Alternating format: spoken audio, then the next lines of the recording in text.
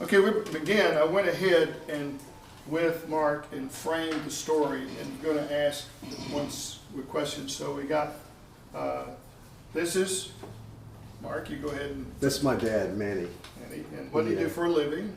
He started out wanting to be a professional musician and had a band of his own until finances, his mother died, and he loved her desperately, and also it was the Depression era and he needed to get a job, so he and his brothers went into business buying pharmacies. Okay, tell about who your mother is, and he was 92 when he died. That's correct. And your mother, and her name is Isabel. Correct.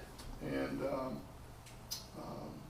her parents divorced when she was a teen, and tell what she did for her. She was a triple entry bookkeeper. Okay. And tell how many She started. siblings you have. I have one sibling who's older than me. She's 73, and she's alive and well. Her name is Nancy. Her name is Nancy. And Mark is the youngest at Right. 69. That's correct. And then we got Manny's, his father and mother. And just kind of share a little bit what you know about. His father was the son of a horse trader in Russia who refused to train him as in his profession. So he became a tailor and moved away from Russia, went down to Austria where he met my grandmother. They were both gone by the time I was born because my father was the baby of 6 children. Okay. And what did his father do for a living? So my father's father became a tailor, and he moved to New York City without my grandmother at first. She left her in Austria with her rabbi father and their 3 daughters, my 3 aunts.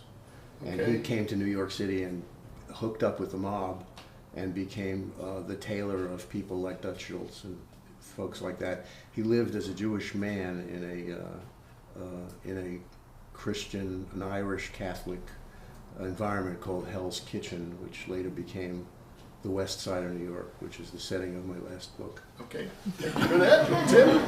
And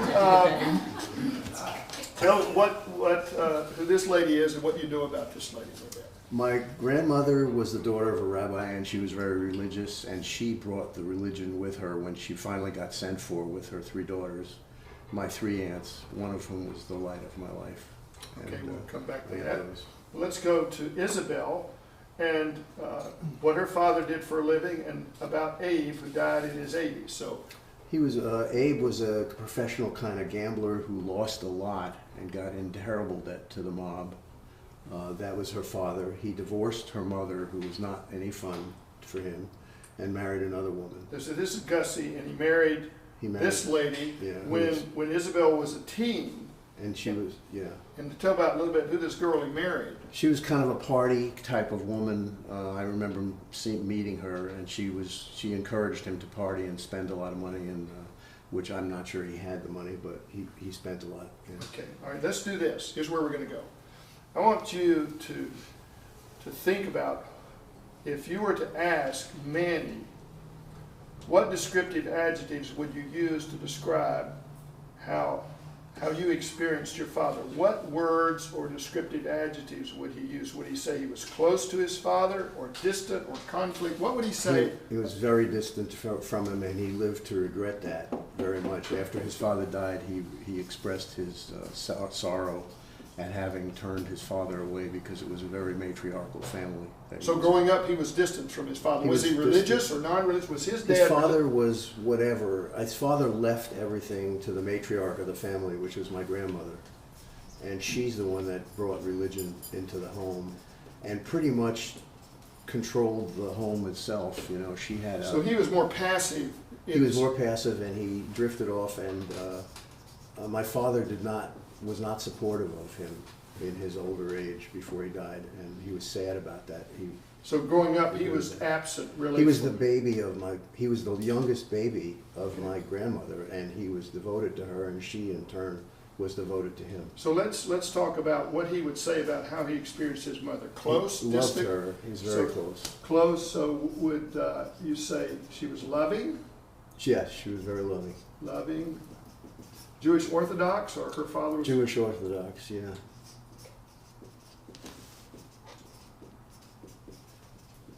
hope she approves of my life now. So what would he say about how he experienced the mother and the father getting along? Conflict, distant, close? Distant, I would say they were distant. Okay. Yeah. And what about his relationship with the other children? Pretty much the same, more They distant? all loved him. No, They all loved him? loved him. They were So all tight. they felt close They to came him? in and took merchandise off his shelves all the time.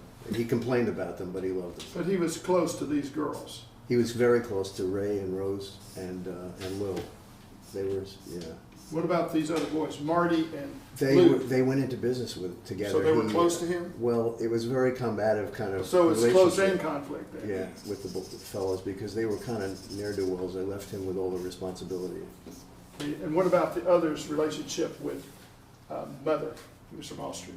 I know about Rose because Rose was the closest one to me. Was she And close to her She mother? was close to her mother, and she passed on that closeness and that love to me. Okay, so you were close to Rose also. I mean, I you was- heard the father was Yeah. close to his sister Rose? He was very close to her. Maybe of all his sisters, he was closest to her. And what about the other sibling? More distant? They were okay. I mean, they were Positive? Was a positive Ray relationship? was the coldest of all. She may have been the oldest, and she was the coldest. She was So a we- very big money maker, became very wealthy from small amounts of money at first.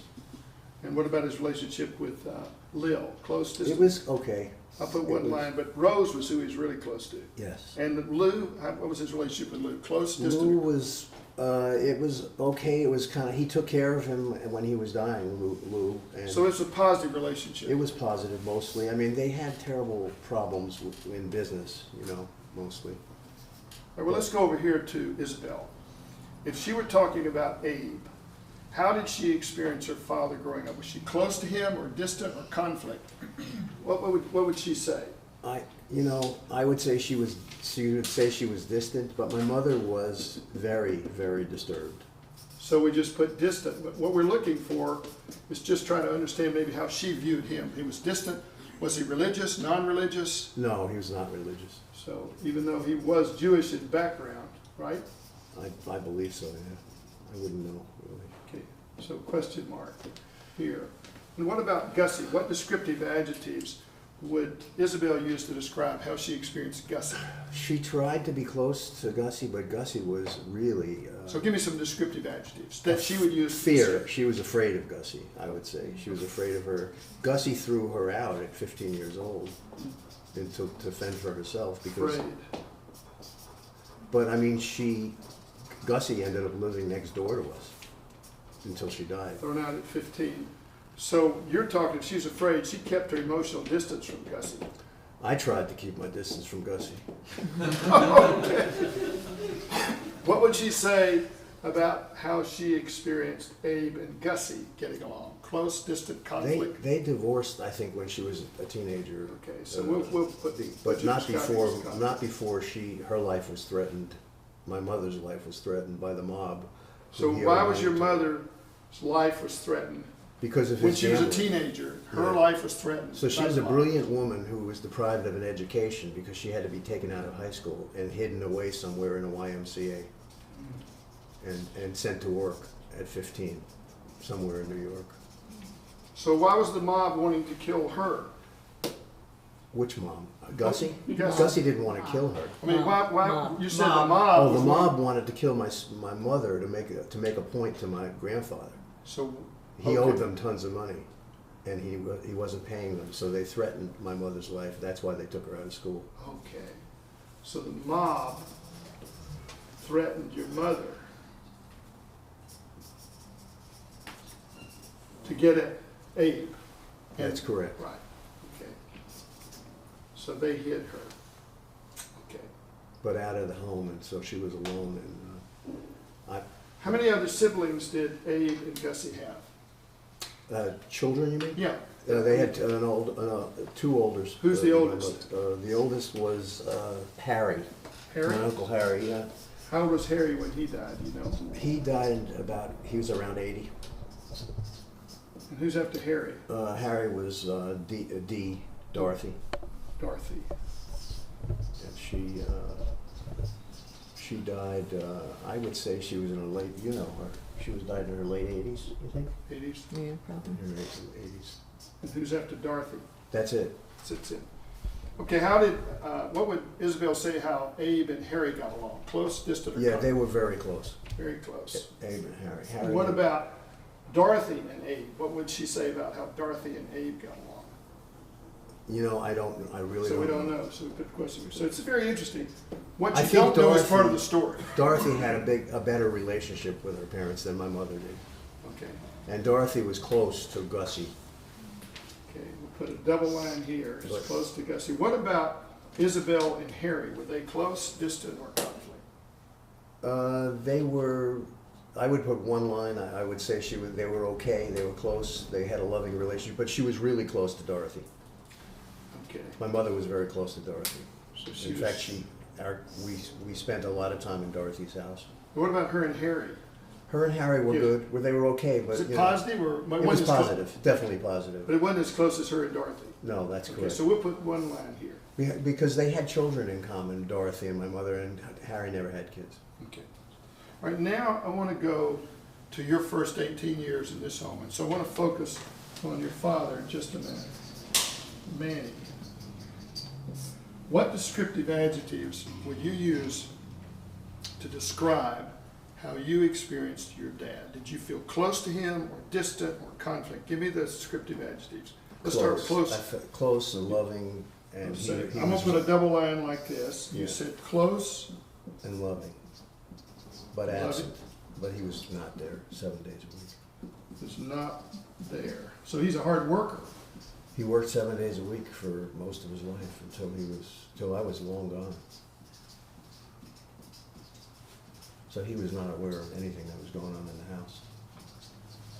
So the closeness was that you wanted to be close to him, but he wasn't around to I be did. close to. I actually went to work for him when I was 16 years old for a year, Okay. just to be close to him. So 0 to 16, you felt close to him, but he never was around. If you got close to him, you had to go to work with him. That's right. Okay. Was he religious, non-religious? He tried. What He particular kept- tribe? Jewish? Yeah, I mean, his mother was the rabbi's daughter. He tried, and he loved her, but he just didn't really, not until he retired and got older did he start going to synagogue, and, Okay. and he wanted me to come with him. Okay. But he was not really active when you were growing up. Is that right? That's right, yeah. Once in a while, he would take me to synagogue, but Okay, let's go to Isabel. he worked on Saturdays, you know. 7 days a week. Yes. What about Isabel? What descriptive adjectives? Let's go Not zero. at all. I want to go Not at 0 all to religious. 16. Give me the descriptive adjectives. Close, distant, conflict. Give me. My mother? Yes, you and your Oh, mother. that was pure conflict. Just pure. So I'm going to do a big dark line like this. Conflict. Give me some other descriptive adjectives. Violent, destructive, brutal, vicious, rage, hatred to both my sister and myself, out of control, psychotic, mood swings. Religious, non-religious. No, not at all religious. No religion whatsoever. Just a horrible, horrible, rotten person. So this was 0 to 16. So she was violent toward her sister. Your sister also. Yes, very much so. I think she damaged Nancy much more than she damaged me. Did y'all try to keep your distance from her, or did you actually challenge We her? couldn't. No, we didn't challenge her until I was 16 years old. Okay, tell us what happened at 16. I mean, she had particularly beaten my sister pretty severely one day. She often beat us separately, sometimes together, and she would speak while she was doing it. She would rage about how we should wish we were never born, and how we were just thoroughly rotten people. And this particular time, it was just kind of brutal that she beat on my sister. So I followed her out of the room where that happened, and I saw fear in her eyes because she had never imagined me to be a full human being before. And So you saw fear in your mother's eyes? I saw fear in my mother's eyes. So what happened? I grabbed her by the wrists and I twisted her downward until she had terrific pain. And I saw her knees buckle. And I looked at her and I said, if you ever lay a hand on my sister again, I will kill you. And that was the end of her physical violence toward either of us. So describe your relationship with how you would describe how you experienced your mother from 16 to 18. She was much more settled and I was much more depressed. So I took her devil into me and kept it there for the next 60 years. So she became settled and calm? She became settled and somewhat calm and very confused in her relationship to me. She didn't know what to make of me. But I think she was just afraid of me. Now she's afraid. Yes. And she was glad when I left. How did you experience you and Nancy getting along? Close, distant, or conflict? We were in conflict a lot. Although my sister considered me her protector, she was not a witness to this scene that happened with my mother. Oh, she didn't see you crush your mother? Not, but she always considered me her protector. Okay. Even though I was younger, she called me her older brother. So she admired you. Yes. How did you experience Isabel and Manny getting along? Close, distant? They were very close. There was a lot of sexual relationship between them. What about Manny and Nancy? How did you experience them when they were together? It's hard for me to read what was going on there. I think he valued a male child more than he did a female child. Mm-hmm. He tried. He still didn't have much time because he had he a worked lot so of many. trouble, but he had a lot of trouble with her idiosyncrasies, and he knew not where our craziness came from. He had no idea that my mother was that violent, and he became aware of it, I think, after my mother died. No, just before she died, he started becoming aware that something bad had happened that nobody was aware of. So what I'm hearing is there was distance, but it was kind of convoluted here. Yeah, he tried because he found her offensive. Okay. And found Nancy offensive. Yeah, she has you can ask Millie because Nancy's still alive. She's a very difficult woman to be around. She's tremendously needy and tremendously, she's on medication for depression and she's 73 years old. And okay. All right, I want to take a look at how you experienced school, grade school. Was that a positive experience or a negative for you? Well, being in the building of school where it was safe, it was a very positive experience. So why was it positive? My teachers were very World War II. You know, this was in the 1940s. So the teachers were good for you. The teachers were they treated us like we had some sense. Respect. So respect they, you got. They were respectful and they what about junior high? Was that positive or negative for you? I don't remember much of junior high school years. Okay. I really don't. You remember anything about high school? I was in trouble. High school, I went to a very special high school, and so was it a positive experience? It was a positive experience. Yeah, the school itself, and I had people that considered themselves my friends, but by that time I was becoming aware that I had no relationship to anybody, to myself or to anybody else. So you felt isolated or alone? Yeah, I started to be, I used to throw up on the way to school every day. There was a sewer on the way to school, halfway, and I would throw up into the sewer and walk on. A lot of anxiety here. I suppose you could say that. Yes, okay. And what about religion? 0 to 12, the synagogue. What was your relationship with synagogue community? Was it positive, negative? I didn't really have one before I was 12 years old and sent to the synagogue to learn to get prepared for my bar mitzvah. Okay, so you had your bar mitzvah at 12, but that was at 13. At 13. So I got sent for a year to go every week, a couple of times maybe, or maybe just once a week. Was that a positive experience? It was a mixed feeling because there was a renegade rabbi who was poor, lived in Brooklyn, and took a subway to make an extra money by teaching us, and he took me and he explained to me that the law meant nothing. I mean, if they had heard that he was saying that kind of thing, I think he would have been fired. But he said that what counted what was in my heart. And that so that was a positive that I could stand in the doorway of the synagogue and everybody else could do the praying for me as long as my heart was in the right place. Okay. So I thought that kind of affected me my whole life, because that guy that he had the kindness to tell me, because he saw me struggling with this foreign language that I had no idea what any of it meant until recently when I've been reading the Bible so much. So what about 13 to 18 in relationship with religion or synagogue? Is it positive, negative? With synagogue, I've never had a positive relationship because I've never found spirituality in synagogue. I found people discussing the price of textiles. And, But this rabbi, one rabbi who prepared you for bar mitzvah was a kind presence and a firm keep your heart. Right? Yeah, his name was Fisher. If you could put 2 or 3 words that would describe the atmosphere of your home. You're going home from school. What's the atmosphere of your home? Give me some words. Unsafe. Dread. Huh? Dread? Dread, yeah. Dread and fear and depression. And my father didn't get home from work until like 9 o'clock at night. So he's gone. Yeah. He And left. so what I'm hearing is, if I could put the word alone across here, Yeah, I mean, here in many ways here, would that fit? alone in my Yeah, life, in yeah, fact. I was alone, Okay. definitely.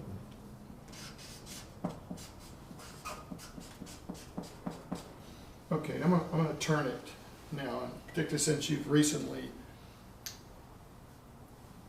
acknowledged that Jesus is the Messiah. And what happened to him one day, the religious people hurt him really bad because he helped people on the Sabbath, and it ticked off the rabbis and the religious people. And he asked them, he said, "Why are you persecuting me? I'm just doing what my Father does. And my Father is always working." I want you to look on the board, Mark, and I want to put a red star by anybody in this story who you experienced, affirming you, valued you. You knew when you came around, you counted. Now, let's put a star by their name. You just pick them and I'll give them a star. My Aunt Rose. Rose gets the biggest star. Again, tell us what about Rose that she would get such affirmation here? God, it's hard. She was like so loving and so caring about me personally. I mean, she took me and kidnapped me from my house in the Bronx and took me to her place in Long Island and fed me and cared about me and talked to me like I was an adult, and even when I was a small child. And Okay.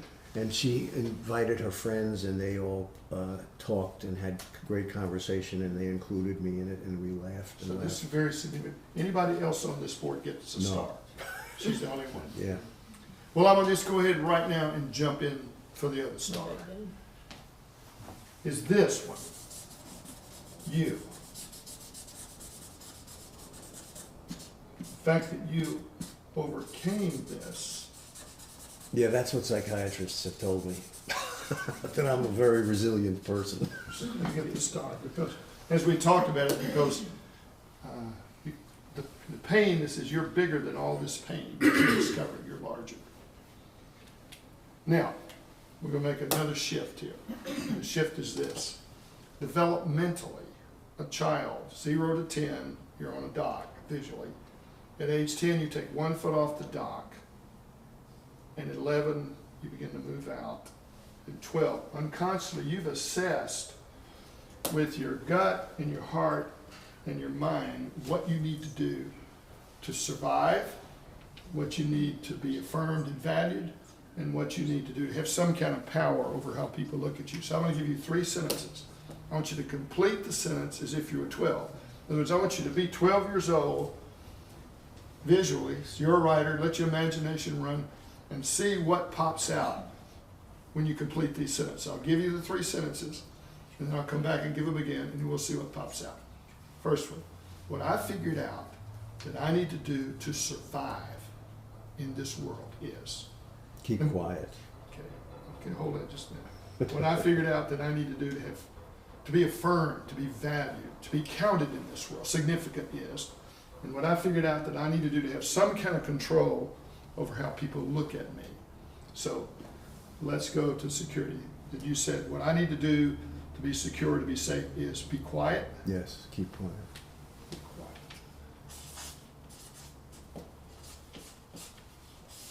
What I figured out that I need to do to be affirmed, to be valued, is to be seen as worth something.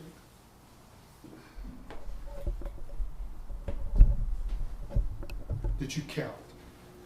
Be 12, and you're moving out. I think it was do as I was told. I mean, Obey? obey. Because I'm thinking that's when I went to Hebrew school. And what I figured out that I need to do, have some kind of power over how people look at me. So as a little boy, he's moving out. How do I get some kind of control over how people look at me? I hid. If there were people on a street, I went to another street and walked. So you hide. I hide. Yeah. I remember being terribly afraid of being out in public.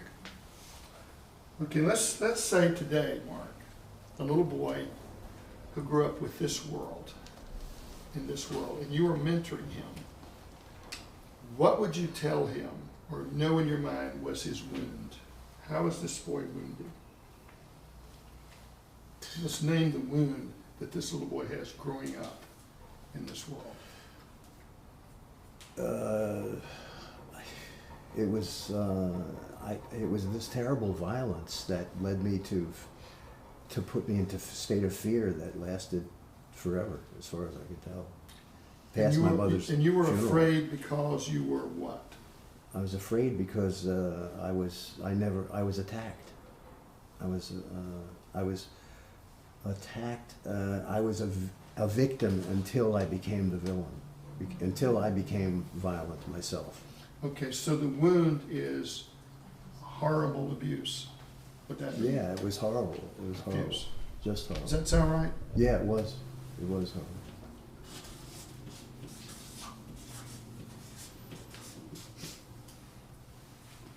There's a line I read in a book by Dr. Siemens called Healing Damaged Emotion. In that book, he said, children are the world's best recorders and worst interpreters. So I want to know the lie that you adopted around having been terribly abused about yourself. What is, as a 12-year-old, the lie that you adopted? That I was offensive. I am offensive. I am offensive.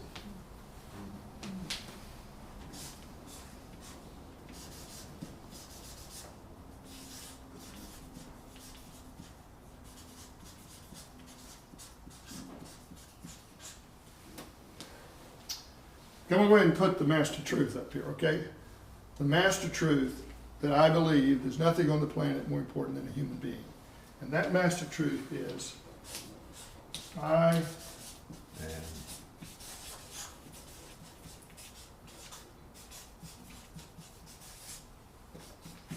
be loved.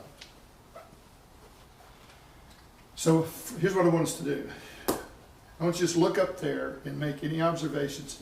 There's no new information for you. You've done a lot of work on this. But when you look at it mapped up here, anything interesting, and merely what I'd like for you to consider is share with us how your story is similar or different. And then Larry, where's Larry? Right back here. And Larry, and then Rusty, and then I want Leslie.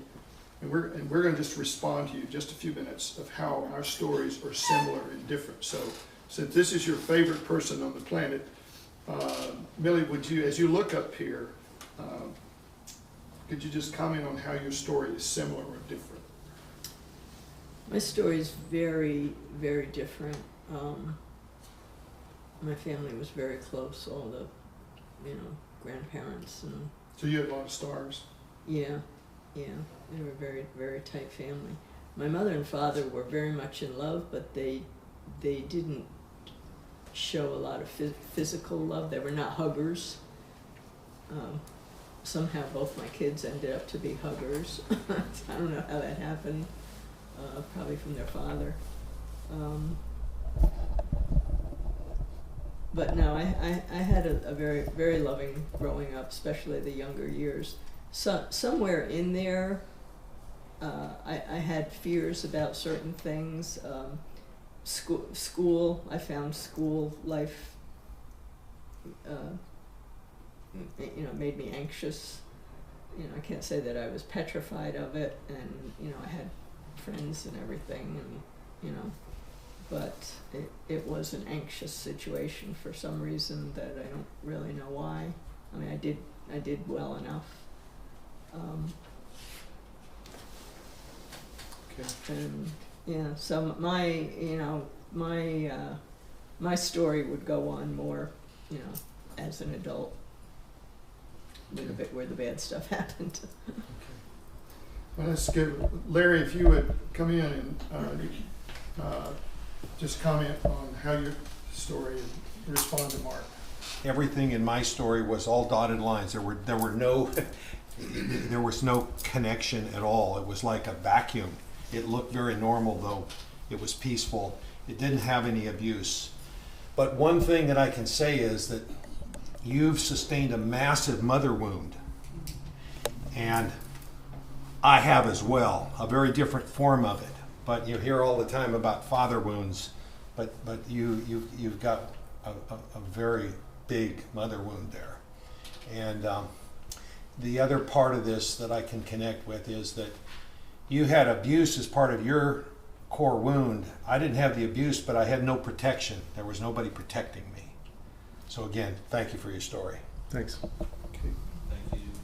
I want Leslie and Rusty to chime in. Leslie, if you just mind coming, just standing here where Rennie can catch you. Well, I want to ask a whole bunch of questions. Well, I know there's more that we get to the story, but because Leslie does this all the time, and she goes at another way to get to the lie.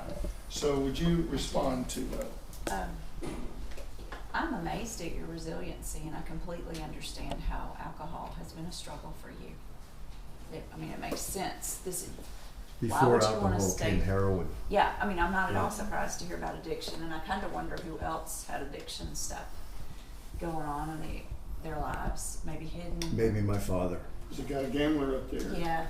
Yeah, and I wonder what her mental illness is, because there's something big time. It's either multiple personalities or real severe bipolarity, something like that. That's what I was guessing on that. So the way my story is different is the presence of religion. It was much more, I'm not going to say forced upon, but it was definitely a compulsive aspect of my family's life. It's now healthy at this point, but growing up there were all these expectations. So in terms of hiding, I understood how to hide. I wasn't hiding for fear, I was hiding for fear of judgment. So I can relate to you in that regard. The distinctions, we didn't have the violence in my growing up experience physically. Now there were what I would consider spiritual, not violence, but spiritual oppression in some ways. I didn't have jagged lines in my family. This kind of conflict is really sad. And another question I have is why did your dad work so much? I bet he knew some of this was going on, and he just was a way to be away from it, is a guess that I have. What do you think? I think he packed his bags one time. I remember when I was a little boy, and he went away, and he was in depression. Mm-hmm. And he came home, and things were peaceful, and he started taking amphetamines. Wow. To cope with his life and to bring his mood up, which when I practiced medicine found was exactly contraindicated in depression to take stimulants. So he did that. He liked his alcohol a lot. Yeah. And when my mother died, he drank himself into a situation which I joined him in. Yeah. Wow. I was his drinking partner during those days after she died. That's remarkable. I'm going to have you come back in just a minute. Okay. Rusty, if you come up and just comment on your response to Mark. Rusty's a friend of 45 years, and he's gone through this process with me, and I with him, and so I wanted him to just give you a response. I know that I've had a call before. One of the things that, and it may be because I've read yet, last night, I ordered a book 2 days ago called 1,000 years of sobriety, had 20 guys or girls who had been each 50 years sober in AA. One of them is a guy in Memphis named Bill Doomer, who grew up in New York City. I was with him at Katrina. We were at dinner with him about 2 nights ago, and I didn't know any of this. With the mob, he ran numbers, whatever that means. I don't even know what it means. But part of what, part of my overwhelming sense of just the background of the culture that you were in is just so totally foreign from our little world down in Memphis growing up. I can't even imagine the backdrop. And then to have all these other things going on, it really struck me. For me, growing up, well, these were all different. Well, one of them is probably similar as Obey, but I think I was an only child. My father was alcoholic,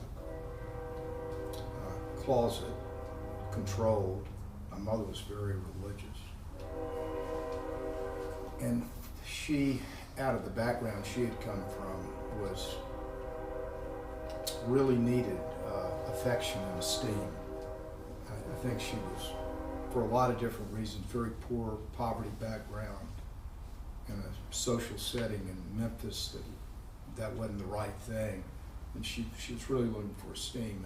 And so only child, they had lost the first child, but I got all the attention at home.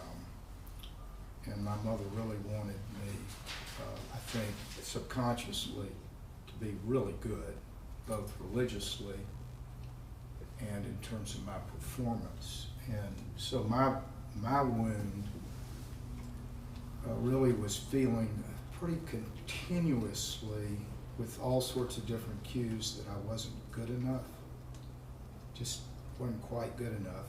And the abuse, unlike the degree of violence, she would pinch me at church in particular.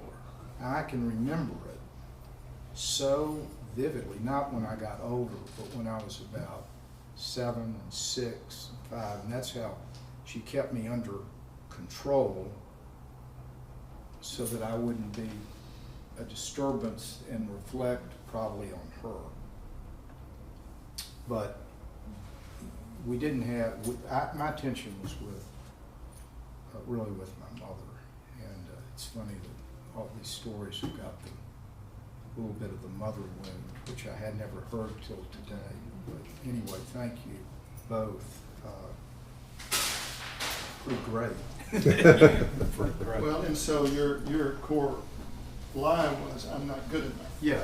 Maybe I said that wrong. Yeah, the lie was I wasn't good enough, and so the solution to this problem was to perform. So and be perfect. And it's a little bit of a curse that you carry to a lot of people.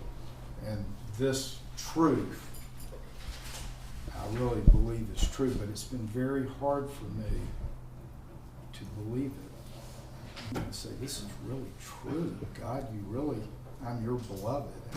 And it's still hard for me to even say it. Thank you, Rusty. Thanks. Now, I'm going to respond to you and just thank you. Thank you, thank you, thank you. I want to thank you. The way I'm going to respond to you is there's a process of deliverance from the lie and the wound. And I want to it's not a formula, it's not a fix, but it's the process I've been going through the years to be delivered from. My core belief was be a good boy. And you know why? Because poor daddy. So I adopted that. I was 51 when I finally named that enemy. Performed to please everybody. And then was be strong and don't show weakness. When I was 51 years old, and I was reading a book called Taking on the Gods, because these are the gods. The book says the way you help a neurotic two kinds of people. One leans being toward neurotic, it's all my fault, and the other one is character disorder, which is all your fault. And we all lean one way or the other. And I lean really strong towards if something's wrong, I got to fix it. I got to help. And I was reading the book. He said the way you help a neurotic is have them to name the lie and repent of it, confess it and repent of it, and turn your back on it and replace it with the truth. And I dropped my pen and said, well, what is the lie? And at 51, I said, I just wrote, I'm responsible for significant people, and if I can't help them, I'm responsible that they get help. And I said, oh my God, where did I get that? The flashback at 8 years of age, when I was abandoned, I adopted that belief that I'm responsible. And so what I did, and this is the process, as I begin to discover the last 21 years, is the first thing that we do in escaping. And Leslie, I want you to comment on this because in just a minute. You recognize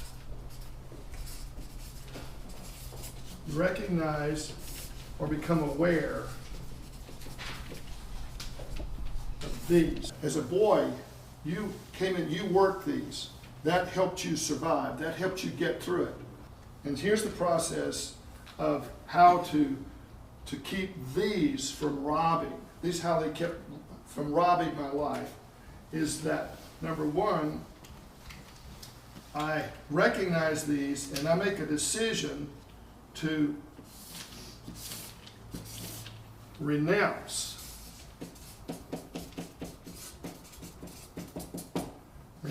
these, revoke these lies. It's like doing a 180. It's just a full 180 and you just revoke it. So it's a cognitive thing. You replace it with the master truth, and then you choose to respond to this master truth. And that means something you already do, Mark, that I've heard you. You've been into yoga, you've been into discipline, you've been into still time. Before you even begin to read the Bible, you practice the Eastern religion of blanking your mind. You figured out how to do it. But what we're talking about now is replacing it, practicing replacing it with the master truth that I am beloved. And then you choose to rejoice. So there's an intentional understanding. These carry so much energy, so much power, because they worked for you. And now you see what they're built on. That this lie, I'm offensive. That's totally opposite. It's like, Rusty, what you're saying. Even though you grew up around religion, to believe that you're just beloved, and it's why the story of Jesus is so critical. There's content to God acting in history to say, you're the only one who looks like us. I'm your father. You look like me. There are 2 billion species. You're the only one who looks like you.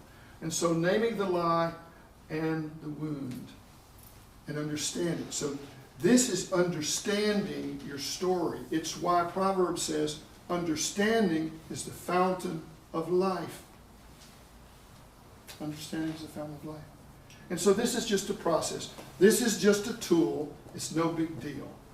But it is a big deal when I've seen people see their story for the first time. The scales come off their eyes. They understand why they are where they are. And they take a hold of this master truth and begin to bring content to it. Does that make sense? Yeah. Okay. You're being transformed from one degree of glory to another. The verb is passive. You aren't doing anything. You're just focusing on the truth, on the master truth. And over the last 54 years, there were no therapists, Leslie. I didn't have any. I had the psalmist who taught me how to give language to the pain. And he would struggle, he would yell at God, he would scream at God, but he would my mind began to be reoriented by the unfailing love of God. And then I had the story of Jesus. How much time did Jesus spend in the Psalms? All the time as a human. He quotes them on his greatest stress. He quotes, my God, why have you forsaken me? But he didn't come off the cross. He stayed there so we would know how beloved we are. So if you don't get the lesson, she's giving you the thinking behind the finding the lie, but your time alone, what you're already practicing, Mark, every day, of being still. I got a note from Mark. He was baptized on this retreat. He says, I'm being swept over. I'm being swept over by the Word of God. So it's the most, and that's, these people in this room, Mark, they practice that. Joyce Meyer, you're talking about your sister, Gail, who loves Joyce Meyer. Well, that's her mother. You know, that's Kelly's mother in the faith. Oh, okay. Yes. And so a lady who beats with God. So here's what I want. You're going to have, you get the final word here. And then we're going to break. And Judy's going to tell us what we're going to do next. But you get the final word, Mark. You just kind of, we want to cut you loose a minute and say anything you want to say. Well, the greatest thing that ever happened to me up to this most recent couple of weeks is recovery from alcoholism, because it gave me room in my soul to experience God, and that was the most powerful thing that ever happened to me. I did have a brief moment with God when I was 28 years old that we talked about. Would you like to share that?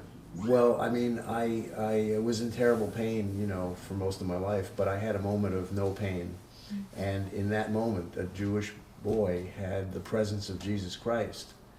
And he didn't tell me what to do, though. See, I could have used some more explicit direction because I wasn't yet an alcoholic at that time. But I mean, so it makes more sense to me from looking at it from now backwards to realize what was that happening was that he just wanted me to know he was there. And I had no, and when I thought about it, I thought, I'm Jewish, he was supposed to be the enemy, Jesus, not somebody that I would find solace with. And then I got into recovery, and the first thing that happened when I experienced God was that I wanted to read his autobiography. So I bought a Bible, and now I have 7 or 8 Bibles, you know. And, That was how many years ago that you that started? was 2.5 years ago. And so I've read over and over again both of the Testaments, and then I realized that Jesus was obviously meant to be the evolution of Judaism, and so because of the people looking for power, they, instead of worshiping him, they crucified him, and that but that wasn't meant to keep Jews out of being in relationship to Jesus. It was only meant to make room for the rest of the world. Mm-hmm. And now there are a lot of Jews in the world that I've recently become aware of that are finding Jesus too. You know? So I mean, this is the best time in my life. And then to cap it all off, Tres Dias was like just the most incredible expression of love and feeling that I've ever had in my life. Even my Aunt Rose would think that was pretty impressive. Yeah, Rose. I just remember her with a Chesterfield in one hand and a pan cooking in the other. It's amazing that I was still a skinny kid, but I was very, very nervous. And now that I'm calm, it is becoming very difficult for me to keep my weight under control. Okay, just one final word. This is really God's story, how he pursued you. And the greatness here, Mark, is that you're made in the image of God, and you're larger than all of this. And how exciting it is that we're just beginning. And at 72, I can tell you, there's nothing any greater than waking in the morning to a little small group who are always glad to see me, always glad to see me. But I've had to train my mind to go against the energy of these false idols that were driving me. And underneath it is the lie: be perfect, be smart, be the best, get it right. It's a lie. You are beloved because you're made in the image. The woman at the well, Zacchaeus. Ah, what a great gift. Let's thank God and thank God.